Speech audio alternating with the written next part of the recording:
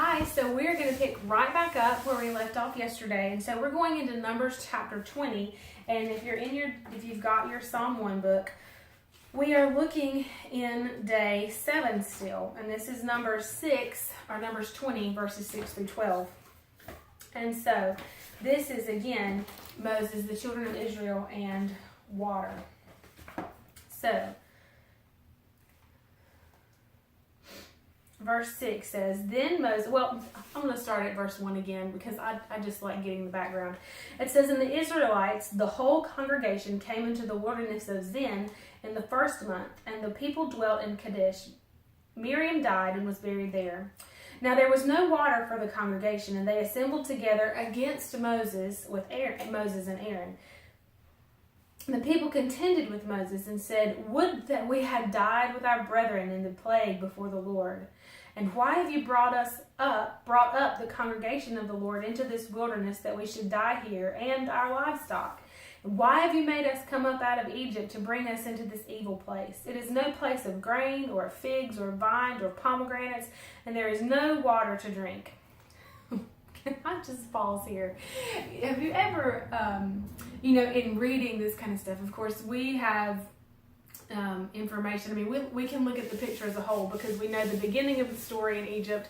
We know that when the spies were sent in, that 10 came back with a negative report and 12 came back with a believing report.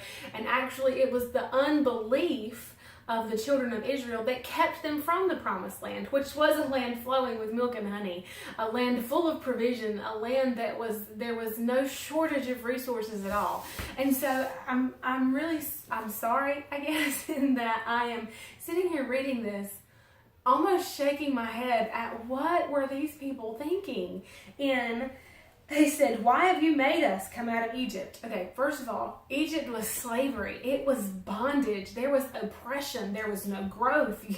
You were treated terrible. You were slaves. So here you are asking Moses, why have you brought us out of Egypt? Okay, why have you made us come up out of Egypt to bring us to this evil place? Okay. Whew. It is no place of grain or figs or vines or pomegranates, and there's no water to drink. First of all, this was not the place that God had intended for you, children of Israel. God intended for you the Canaan land, the promised land, where grapes were as big as your fist and it took 2 men to carry one bunch. That was God's plan. That was where you were supposed to be. That's where you were supposed to be living. But because of disobedience, because the children of God, the Israelites who had seen his mighty hand in Egypt, because they chose not to trust him, it costed them that entry into the promised land. It was an unbelieving generation, and it was only Joshua and Caleb that were of that generation that got to enter the promised land because they trusted God.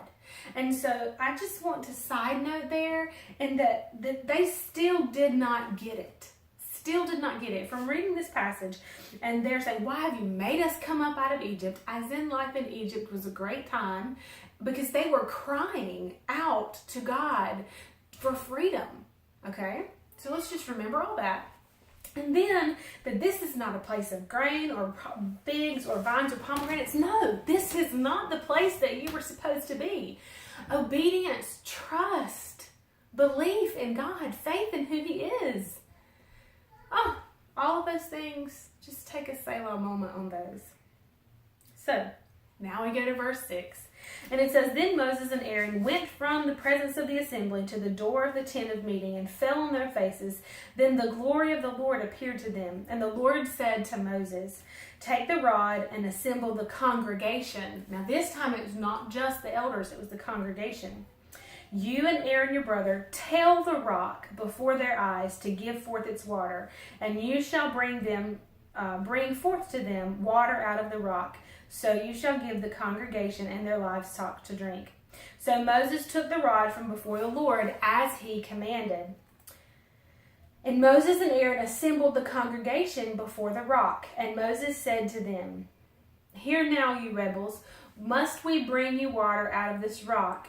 And Moses lifted up his hand, and with his rod he smote the rock twice, and the water came out abundantly, and the congregation drank and their livestock. And the Lord said to Moses and Aaron, because you did not believe in me, because you did not rely on and cling to me, to sanctify me in the eyes of the Israelites, therefore you shall not bring this congregation into the land which I have given them.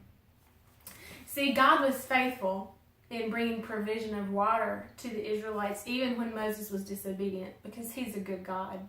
But that showed Moses' belief that he did not do what God instructed him to do. And as this says, because you did not believe in, rely on, and cling to me, it's cost you entrance into the promised land. You will not be the one to lead them.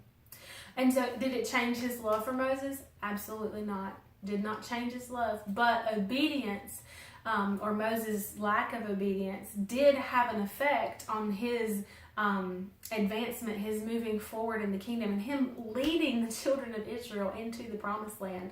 So we're going to pick up here again tomorrow, kind of finish this up, put a bow on it, and I will see you then. Bye.